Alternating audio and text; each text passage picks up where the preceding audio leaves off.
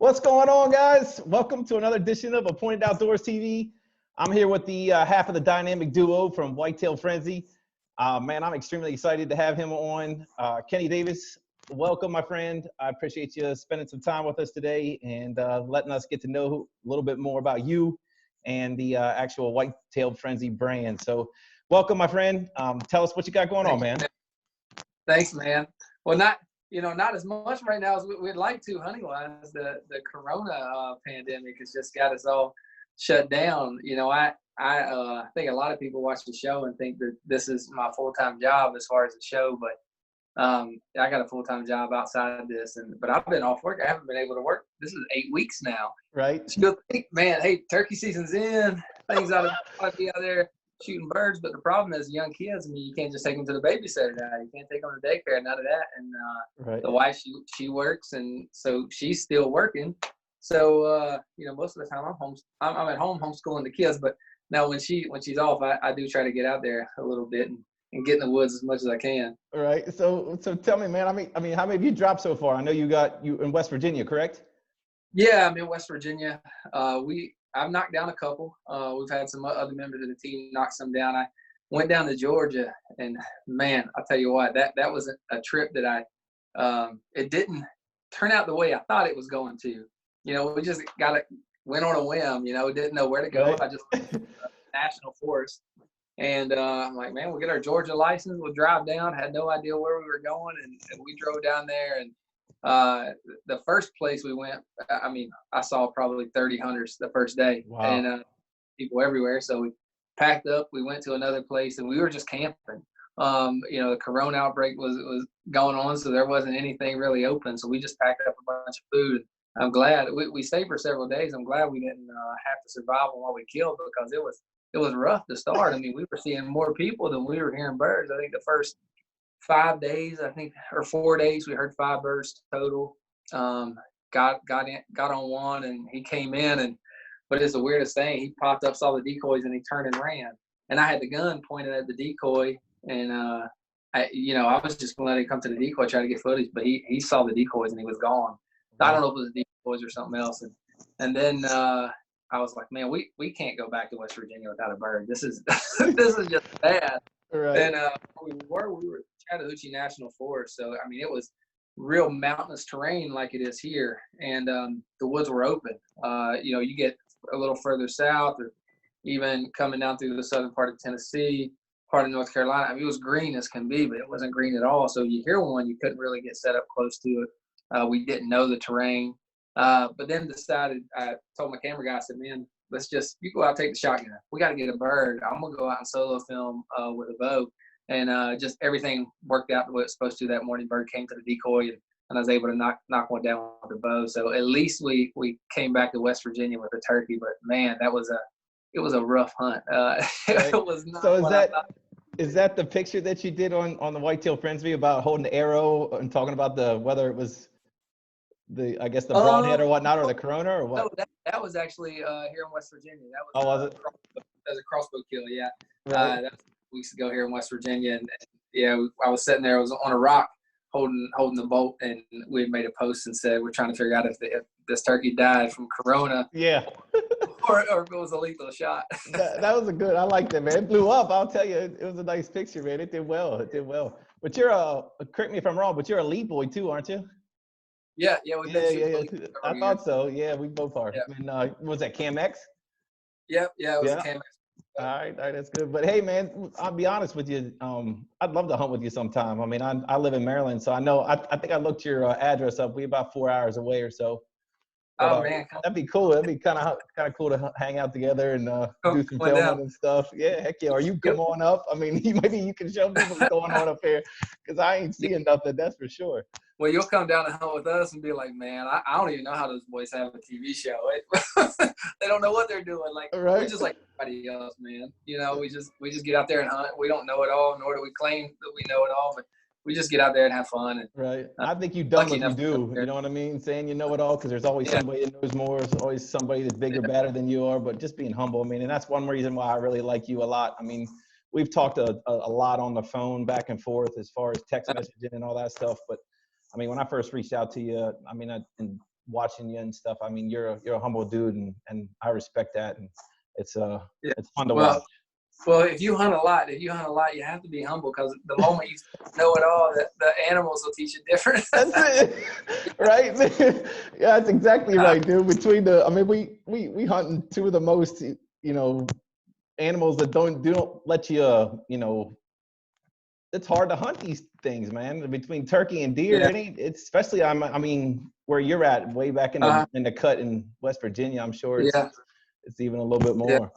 I All wish. right, man. Well, let's get to know you a little bit. Okay. All right. So I'm going to ask you a couple questions, and I know I just talked to a couple of my buddies. I told them I was getting ready to do this, and they were like, "Dude, ask him this, ask him that," and I was like, "Man, I already got the format here. I got it, but we'll see what's going on." But so if you could hunt anywhere in the United States, man, and it's something that you haven't done, where would you be? If I could hunt anywhere, I mean, it's free tag, no money, nothing. Somebody just says, "Hey, get here, get it done." I would say Wyoming or Montana elk. Oh, I've been pretty fortunate. I've been able to go to New Zealand and stag hunt, BC moose hunt, Saskatchewan whitetail. I've got to do a lot of things, but the one thing I haven't harvested is an elk. I'm going to I'm supposed to go out of Alberta if everything. right. If I'm able to go and elk hunt this September with a bow, but that's definitely really the big thing that's kind of on my bucket list. And if I could do it anywhere, Montana or Wyoming, those are two states I haven't hunted, and just pictures, video that you see from there, that place it just looks incredible. Right. All right. So I'm looking at these big studs behind you. I'm gonna let you brag a minute. What's your biggest whitetail score if people are asking? So this actually, probably this one right here. I don't know if you can see that. Yeah, well, it's not beautiful. Mounted yet. I got that with a bow this past year. I typically, I don't get a lot of my deer scored. To me, I'm the same way. Matter. It's my blood pumping. When I shoot, it doesn't really matter. But that year, I was curious, and I learned something when I scored that deer, because I scored it, and so I scored all the points, the 4 mass measurements, the main beams, the spread, and I came up with 185 3/8 total. Well, I got a guy, so I thought that was the gross score. I didn't even check the net. It's got a couple kickers on it. Yeah. 10 7/8, I think, in kickers and abnormal points. So I thought when you did the gross, you added everything up. So I had a guy officially score it, and I didn't know this. When you gross score a deer, at least this is the way he scored it, the abnormal points are not included in the gross. There's a separate box, and those are put there, and you get your gross score, which doesn't include those. So the gross was 175. Right. But those abnormal points are then subtracted from the gross. All right. So it actually does hurt. You always thought, well, the abnormal points don't really hurt you, because it's just like they're not there. But it's actually a true deduction, because you don't get credit for them in the first place. Right. So for me, that's just another reason why I probably won't have another one scored, because to me, I'm scoring him at 185 inches. Right, exactly. That's exactly right. It was like 175, and he ended up netting 150. So it ended up not being my biggest buck score wise, but it definitely has the most antler of anything I've ever killed. Well, that's a monster, dude, back there. I don't care who you're talking to. That's a stud for sure. And congratulations, man. Thanks, man. So, all right. So let's talk about the brand, brother. I mean, it's like a lot of people, I'm talking to people, and they're like, I did one with Blaine Anthony last week, or actually 2 weeks ago.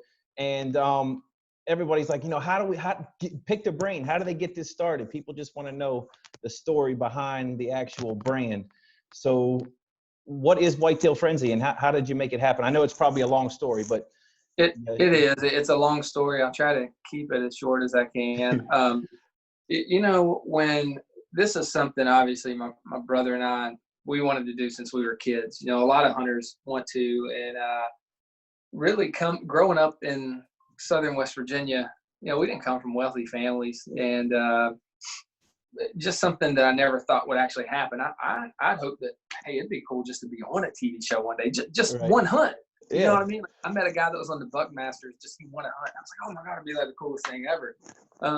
So we decided we wanted to try to do it. But we knew, or at least we took this approach that before, especially not having any contacts in the industry, not coming from wealth where we just have somebody that's willing to front the money. Right. We knew that we had to invest in ourselves before anybody else was going to invest in us. So my brother he's more of the, yeah, whatever you say, kind of guy. Cause he's just great guy, loves to hunt, huge part of this. Wouldn't be where we are today without him. But from the business standpoint, pretty much I've done just about all that, you know, and he's been there alongside me, but he kind of just says, yeah, whatever you think, whatever you think. He's not a very good salesman at all. And a lot of this is sales, but I knew that we had to invest in ourselves. And one of the biggest problems that I see guys trying to get in the industry is they say, you know what, we're going to get some camera equipment. We're not going to get great stuff. We're not going to spend a bunch of money. We're just going to, you know, get the bare minimum, kind of see where it takes us. I think you have to either decide, do you want to do it as a hobby, or do you want to try to really make it in the industry? And sometimes, most of the time, when you get a shot or you get a marketing director to actually look at your stuff, you got to imagine that the amount of people sending stuff to you. Sometimes you get one shot. You get one shot. So if you have mediocre equipment, you're probably going to have a mediocre product, and they're going to remember that name, and you're probably never going to get anywhere. So, you know, my suggestion for anyone that's trying to do it would be decide if you want to do it as a hobby or do you want to get in it. If you want to get in it, invest in yourself. If you don't believe enough in yourself to make that type of investment, how are you going to ask the marketing director from a major brand to believe in you? Right. But we got really good stuff. We didn't know a thing about production, so we knew we had to bring guys on that did. I still can't produce anything. You know, I have guys that do that. Thankfully, I can't even, other than editing pictures on a cell phone, I can't even get on my computer and edit the things. I don't know what I'm doing. But what we did was we, as a group, I got a few guys willing to kind of buy into our idea, and we decided universally we were going to use the same products. We decided what products we like, what we were going to use. We didn't ask for discounts for products. We didn't ask for anything. We didn't ask for free products, nothing. We weren't partnered with any of those brands. And a lot of them today, we're still partnered with, you know, big one, Scent Blocker. Blocker Outdoors, the title sponsor of Whitetail Frenzy. You know, as a young kid, you know, 20 years ago, I never would have imagined that, you know, at this point, my brother and I'd be the face of that brand from a TV personality standpoint. Right. But we decided on certain products, and I went to a local TV station and I bought infomercial airtime on Saturday mornings. We didn't have a show yet. I bought it for the next year. I said, well, the next year we got to produce episodes. We got to figure out how to do it. And so we went out as a team, we filmed, and I went to local businesses and sold commercial spots. So as infomercials, those airtimes are different national TV. You know, you've got it. Your commercials have to be a certain time, brought to you by a certain time. But this, 29 minutes, and it was like 58 seconds or something, and it's yours. So we just sectioned it out, put our commercials in, sold commercials to local businesses. And then once we did that, then I started going to these brands saying, hey, we already have a TV show. You don't know who I am. I know, like, you know, you don't really owe us anything, but we're promoting your product on TV already. Like, I feel you at least need to look at our stuff. Right. The first big break we got was at ATA. The first year we did it, Winchester Archery is who we started with. And I just did my research, found out who the main guy there was. I didn't want to talk to a marketing guy. I wanted to talk to their CEO. And so I'm just standing there, you know, and all these people are walking up. I'm trying to wait till he's not talking to someone. I walk up there and I kind of told him my story and handed him a DVD. And he walked back and he popped open a briefcase. Well, he had a tote there. And he's like, all these, look at this. This is just from today. He said, you think I'm going to be able to watch all that? I was like, no, probably not. He said, but I'll tell you what. He popped open his briefcase. He stuffed it in there. He shut it. He said, I'm going to watch this one. 2 weeks later, he called me. He said, hey, who do I send this check to? I didn't even ask for money. But, you know, and then a few months later, that's when Winchester Archery decided they wanted to have their own national TV show. and wanted us to run it, and me and my brother to host it. And so that's when we, so it didn't take us long to get the national TV. Then we started working Scent Blocker, all of our other partners. Winchester Archery ended up filing bankruptcy, but Elite, the outdoor group, bought Winchester Archery, and we had been working with Winchester. So that's how we kind of got it all worked. Man, we just never given up. So we truly, when I say we came from nothing, not knowing a single person in the industry, my brother get mad. I was chasing down Lee and Tiffany at ATA and all these people giving them DVDs. Right. I didn't care. Right, that's it. You can't. It's like you said, you got to go all in. You know what I mean? You went all in, and it worked out for you. And really has God's blessed you, and yeah, he sure has, man. You've done well with it, brother. And it's fun to sit back and watch. I mean, it's to watch you do your thing, and to have aspirations to be similar to what you do, and to have this kind of stuff. I mean, I'm rolling with it, and I'm just loving it. I mean, God's opening doors, shutting doors, and it's just, you sit back and you just watch how this transpired over the last 4 years. I mean, it's a blessing. Yeah. But I love watching you guys. I learn, and I just soak it in. You just God will lead you if you listen, man. That's it, homie. That's exactly right. You got to be open to it. So would you say, we've been talking about Whitetail Frenzy. So would you say that this is your greatest accomplishment in the industry, or do you have something that maybe somebody like myself or somebody that's not in your close inner circle wouldn't know? Yeah, it's not. It isn't. When I think about what my greatest accomplishment is with this, when I look back at the places that I've gotten to go and hunt. I mean, this thing, New Zealand red stag with a bow, Right. Saskatchewan whitetail, that stuff I dreamed of as a kid. That I didn't come from a family that could afford that. Afford that kind of stuff. Right. And I look at, man, not only did we get on TV, but we're about to go into our 7th season on national TV. And our ratings last year, over 3.4 million households in the U.S., over 1 million in Canada. So, when you look at the top 10 hunting shows, our names may not come up a lot, but if you look at ratings wise for shows that only air 3 times a week, we're up there in the top 10. So we're doing well, and all that is great. But for me, my greatest accomplishment is what we've been able to do to get back to kids. We all say it's all about the kids. It's about the kids. But there are a lot less kids involved in the outdoors today, I feel, than in the past. There's just so many things for kids now, just technology-wise. Yeah, that's huge. A lot of kids aren't getting the same experience we got as kids. One, parents are working. Both parents are working. It's harder to get by. Kids just aren't getting that experience. So 3 years ago, we picked a youth organization called Beyond the Backyard. And they're a West Virginia-based nonprofit organization. And their main focus is getting kids introduced to the outdoors. So Whitetail Frenzy is not a show like The Bone Collector or Lee and Tiffany. I couldn't even imagine how much money those shows bring in. Yeah. And you'll see shows like that take a kid hunting here and there. But as far as shows making major monetary contributions, you just don't see it. Over the last 3 years, we donated from Whitetail Frenzy over $20,000 cash to Beyond the Backyard. And that has helped them introduce hundreds of kids into the outdoors. And the way I look at that is, these are kids now that they may grow up and be in the outdoors. They may introduce their kids to the outdoors, where otherwise that may not have happened. There's so many people out there that want to take this God-given right away from us, right, that I feel like the future of the sport is more in jeopardy than it is now than it was before, because you're going to have less people fighting for the right to do it and more people fighting for the right to take it away. And this year we announced on Facebook that we're going to do a $10,000 donation to the organization this year. We made a post that said, for every single subscriber we get on YouTube, we just started a YouTube channel. We hadn't been involved in YouTube before, but we're cutting a lot of our episodes down to the meat and potatoes of the hunts, and making them 2 to 6 minutes hunts, just something you can watch online, the exciting parts of it. So for every subscriber we get, if we get up to 10,000, we're going to donate $10,000. And we posted that, but at the end of the day, if we get 1,000, I'm still giving them $10,000. And for us to be able to do that Whitetail Frenzy doesn't make a ton That's the majority of the profit that the business brings in.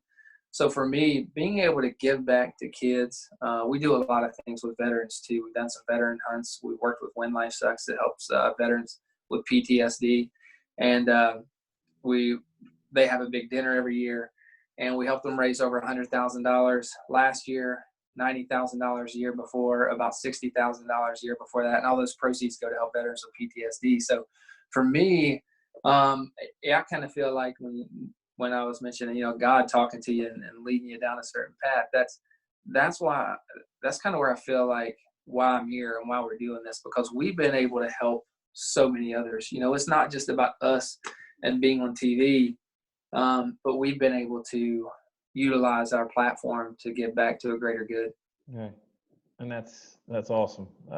As a teacher, man, I teach, with PE and stuff, and we got archery. We started an archery team about 3 years ago, and actually we had a kid that was just shooting the lights out, man. I had a chance to take him to Kentucky to the national tournament, and he did okay, but I think the lights kind of got him a little bit. You know what I mean? We showed up and there's all these kids shooting, and you walk in and you just hear going down the range, all these arrows and stuff, and it just. But that's to a be able to. Pressure. Oh yeah, it was. I mean, I wasn't even shooting, and I had a lot of pressure. Showing up there the first time and being there with him and trying to keep him calm and everything. But yeah, to be able to give back to the kids and watch them, to be able to take something like archery or to hunting and run with it, it's awesome. But all right, so the next one, if I guess you were talking about with the show and the Whitetail Frenzy, and for somebody like me, what do you do as a profession? So I work in medical sales. I've been in the pharmaceutical and medical industry for about 12 years now. It's funny, I graduated college with a criminal justice degree. I played college football, and then I played arena football, and thought, I was going to go into law enforcement at some point. My brother went to Marshall, criminal justice major as well. He went into law enforcement. I don't know. Did you go to Marshall or did you go to WVU? I went to West Virginia State. Okay. So, I went to Shepherd. Not too. Yeah, we played Shepherd. Yeah, we did. Yeah. I never beat Shepherd in college. Yeah, we were. Shepherd beat us every year. Right. Right. But yeah, I've worked in medical sales for the last decade or so. Like it a lot. I don't think I would ever leave it and try to do this full time. I love doing Whitetail Frenzy, but at the same time, as far as running your own business, benefits, and retirement 401k, I don't have any of that. So, it's definitely a lot more than a hobby, because Whitetail Frenzy is definitely like a full-time job. I put a lot of hours into it. But I've worked in the medical field for a decade or so.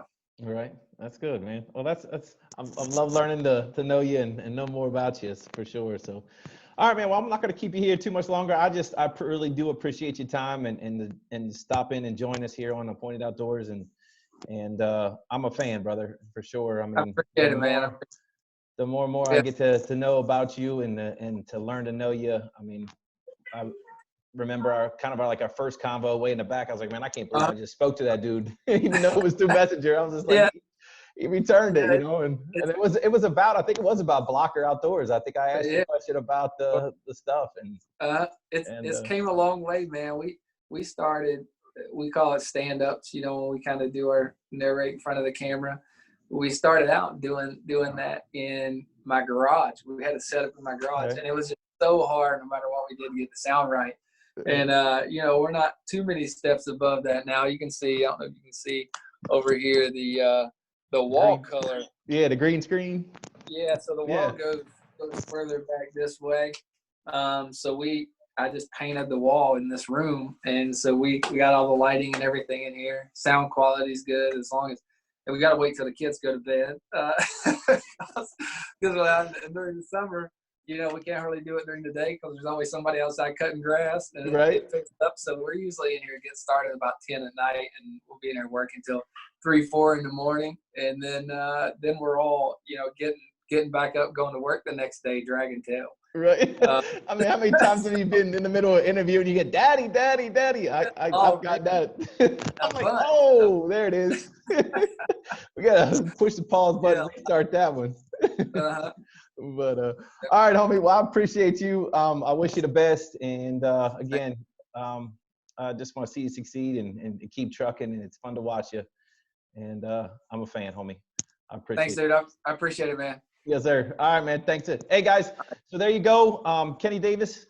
We all wish him the best. And if you can head over to his YouTube and help some young kids out, subscribe, like his page. That would be a huge help for him. And that's it. So we'll get to you on another episode. Thanks again for joining us. Peace out. Hey, thanks, dude. Hey, homie. I appreciate